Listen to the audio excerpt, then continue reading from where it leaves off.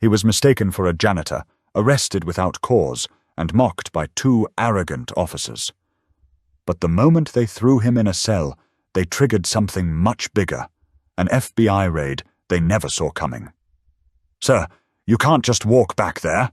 That was the first thing Terence Mallory heard when he stepped into the 4th Street Police Precinct in downtown Raleigh. His boots were still damp from the morning drizzle, and his navy blue work uniform had specks of dust and rust from the courthouse basement pipes he'd been inspecting earlier. He wasn't there to cause trouble. In fact, he thought he was doing the right thing. Terence had worked maintenance at the Joseph P. Stanley Federal Courthouse for nearly 18 years.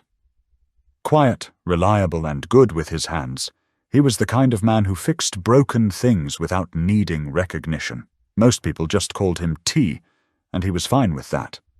He wasn't flashy, didn't raise his voice, didn't go looking for confrontation. But that morning, something didn't sit right. He had seen two men near a restricted lot behind the courthouse, loitering around a black Chevy Impala with out-of-state plates. One of them had slipped something under the trunk before disappearing into the side alley. It wasn't dramatic, but it felt off, especially since the same lot had been mentioned in a security meeting a few weeks back. Terence didn't waste time. He grabbed his ID badge, tossed his tool bag in the van, and drove straight to the nearest precinct. But now he was standing in the middle of a tiled lobby, getting stared down by a pale officer with a buzz cut and an attitude. "I work at the federal courthouse," Terence said, keeping his voice calm. "I saw something suspicious near the loading dock. Figured I should bring it to someone." The officer narrowed his eyes. "You a janitor? I'm maintenance. Been there almost 20 years. Another voice chimed in from the side. Detective Ray Coulson, tall, broad-shouldered, with a habit of chewing gum like it owed him money, stepped forward. "What's in the bag?" "My tools." Coulson walked over and grabbed the bag from Terence's hand without asking. "You can't just walk into a police station saying, 'I saw something suspicious,' and expect us to jump. I'm just reporting what I saw. There were two guys. One of them left something under a car. Thought it might be drugs or a weapon. Officer Blake Mercer, younger and wearing mirrored sunglasses inside, walked over and looked Terence up and down. "You sure you weren't the one leaving something?" Terence blinked. "Excuse me?" "You match a description," Mercer added. "Dark clothes. Utility bag. Seen walking near a government building." Terence let out a breath and pulled out his ID. "Look, I work in the building. Joseph P. Stanley Courthouse. My supervisor's name is Rodney Keene. Call him." But they didn't call anyone. Coulson grabbed the ID, barely looked at it, then dropped it on the desk. "You're loitering and refusing to comply," he said flatly. "Let's go." "What?" Terence took a step back. "You can't be serious. I came to report something, that's all." Coulson didn't answer. He pulled a pair of handcuffs from his belt. Terence raised his hands slightly, not aggressively, just to slow things down. "You're arresting me?" "For what?" "Obstruction. Trespassing. Maybe lying to an officer. We'll figure it out," Coulson muttered. And just like that, his wrists were clamped behind his back. The precinct lobby was nearly empty, save for a bored-looking desk clerk and a woman waiting to pay a ticket. No one said anything. No one stepped in. Terence was walked through the corridor like a criminal, his eye left sitting face down on the desk. As he was led down a hallway, Terence glanced at a bulletin board.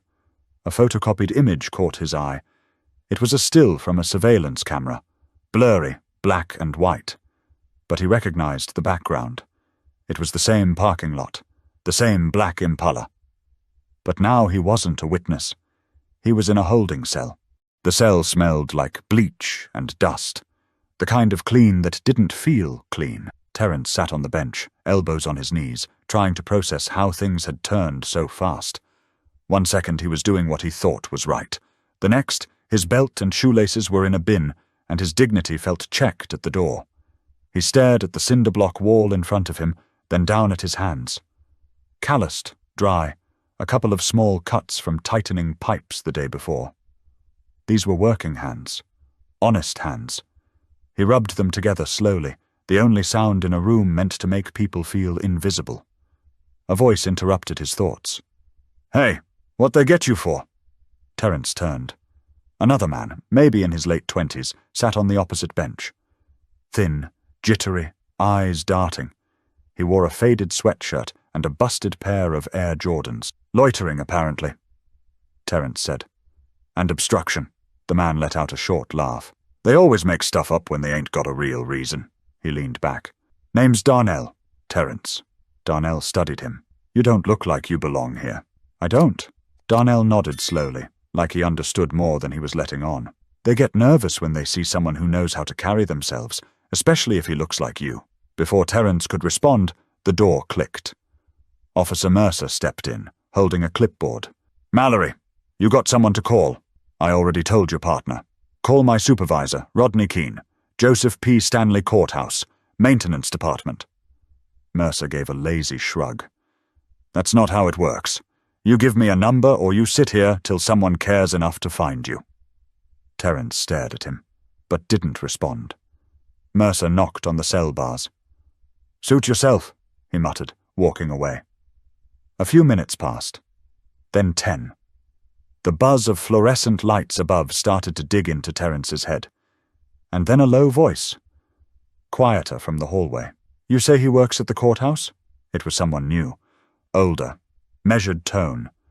Not the bark of Coulson or the swagger of Mercer. "Yeah, but it don't matter," Mercer replied. "He came in rambling about some car. Had a whole story rehearsed. Guy's probably trying to set us up." There was a pause. Then the older voice spoke again. "You checked the ID?" Mercer didn't answer. Terence stood up and walked toward the bars. He couldn't see them from here, but their voices echoed down the hallway clearly enough. "You didn't check the ID, did you?" the older voice said again. "I mean, Coulson looked at it." "That's not what I asked." A long silence followed. Then footsteps receded. Terence sat back down. He didn't trust easily, but that voice, it felt different. He clung to that. Back at the desk, the older man, Sergeant Charles Petrie, was flipping through a stack of intake reports when he found Terence's file. Something wasn't adding up. He pulled the ID Coulson had tossed aside earlier and scanned the badge. His eyes narrowed. Federal employee, Level 3 clearance, long service record. Sergeant Petrie looked up slowly and walked over to Coulson's desk. "Where is he?" "In holding." "Why?" "This man's been working with the federal court since 2005, Petrie said, tapping the ID on the desk. "You didn't call to verify anything. You just cuffed him based on—" "What, his outfit?" Coulson shrugged. "Guy looked suspicious. Tool bag, courthouse, wrong place at the wrong time." "That's not suspicious. That's called a job." Coulson didn't respond. Petrie sighed and walked off. But the damage had already started cracking the floor beneath them. But outside the station, someone else had already noticed Terence was missing. Rodney Keene wasn't the kind of man who panicked easily. As head of maintenance at the Joseph P. Stanley Courthouse, he managed a crew of 12 and had dealt with everything from asbestos scares to flooded archives. But when Terence Mallory hadn't returned from his break after nearly an hour, something felt wrong. Terence wasn't the type to disappear without a call. No long lunches, no skipping out early. He was dependable, predictable even. Rodney waited 10 more minutes, checked the crew log again, then finally picked up his office phone. He called Terence's number. Straight to voicemail. He called again. Same thing. Rodney stared out the window of his second-floor office, eyes fixed on the rear lot. That morning, Terence had mentioned something about the Chevy Impala parked near the fencing. Said it didn't feel right. Rodney had waved it off at first, said to just write it up if it looked off. But now it was clicking together like puzzle pieces he didn't want to finish. He dialed again. This time, he called the precinct. 4th Street Police, Officer Danvers speaking. "Yeah, hi. I'm looking for someone who might have come by there. Terence Mallory. Works maintenance for the federal courthouse down the road. Dark uniform, probably carrying a tool bag." There was a pause, a keyboard clicking in the background. Yeah, we've got a Mallory in holding," Danvers said flatly. "Came in earlier. Charges pending. Rodney sat back in his chair. What? What the hell for? Danvers cleared his throat. Obstruction, trespassing, loitering, Rodney scoffed. He works for the government. Did anyone even bother checking his credentials? Sir, I'm just relaying what's on the sheet here. Rodney hung up and immediately made another call. This time, to an internal contact he only used in emergencies. His voice was sharp, urgent. We got a problem. Back at the precinct, Terence sat with his head resting against the cold wall. Darnell had been released a few minutes earlier, and now it was just him in the cell. No updates, no voices, just the steady hum of overhead lights and the distant murmur of phones ringing at the front desk. Then something shifted. Outside, tires screeched against pavement. Not loud, but deliberate, like someone stopped with purpose. 2 matte black SUVs pulled up in front of the station. No lights, no sirens, but anyone paying attention would have noticed how 4 men in dark suits stepped out in sync, eyes alert, movements tight. Inside, the front desk clerk looked up as they entered. The first agent flashed a badge, didn't smile. We need to speak with your commanding officer. Now! Back in the holding cell, Terence heard the commotion, voices getting sharper, footsteps quickening. He stood up, unsure what was happening. His heart picked up speed, but not from fear. Something felt different this time. Down the hallway, Coulson was at his desk, tapping through a report, when Petrie walked up briskly. We've got company, Petrie said under his breath. Coulson looked up. Who? Feds. Coulson's gum stopped mid-chew. 3 agents stepped into the hallway seconds later. The lead agent, a woman in her early 40s with tightly pulled back hair and sharp eyes, handed Petrie a sealed envelope. Federal warrants, internal review, open it. Coulson stood up. Hold on. What's this about? The agent turned to him without blinking. You're Detective Ray Coulson, correct? He gave a slow nod. You're coming with us. Right now. Another agent stepped past them, moving toward the cells. Terence heard keys clatter. The door swung open. Mr. Mallory? The agent said. Terence stepped forward cautiously. Yeah? We're here on behalf of the Justice Department. You're free to go. Terence blinked. Just like that? The agent gave a small nod. Your arrest was not authorized in the way it should have been. Terence stepped into the hallway, blinking under the brighter lights. Officers around the bullpen had stopped what they were doing. Phones dropped mid-call. A cold quiet ran through the room. But the storm was just beginning, and the truth was about to hit like a freight train. You could hear a pin drop in the hallway. Terence followed the agent through the corridor, still cuffed, though the tension in the room had shifted completely.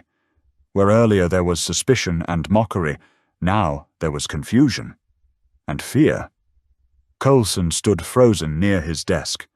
Mercer, still wearing those ridiculous mirrored shades, had taken them off, his hands resting uncertainly on his belt. For the first time since Terence had walked in, neither of them had anything smart to say. The agent guiding Terence didn't break stride. We're removing you from the premises. Just stay close. At the front desk, Sergeant Petrie was opening the sealed packet the lead agent had handed him minutes earlier. His brow furrowed as he scanned the contents, pages of names, dates, surveillance timestamps. Internal memos, complaints that had been dismissed. One name came up over and over again. Coulson. Another, Mercer. There had been whispers for a while, officers getting too aggressive during patrols, evidence that vanished without explanation, arrests made without reports. Petrie always suspected something, but never had the pieces. Now the pieces were being brought to his front door, bound and numbered. Terence reached the lobby, where 2 agents stood waiting near the entrance. One held a clipboard, the other had a small handheld recorder. The taller one turned toward him. Mr. Mallory, we're going to walk you to our vehicle. You're not under arrest. You're not being detained. You're a witness, and your cooperation has helped us move forward with something much larger than you realize. I just wanted to report what I saw, Terence replied quietly. And you did. That act kicked down a wall we've been hitting for months. Out in the parking lot, the air felt damp and heavy. The same Chevy Impala Terence had reported earlier was now sitting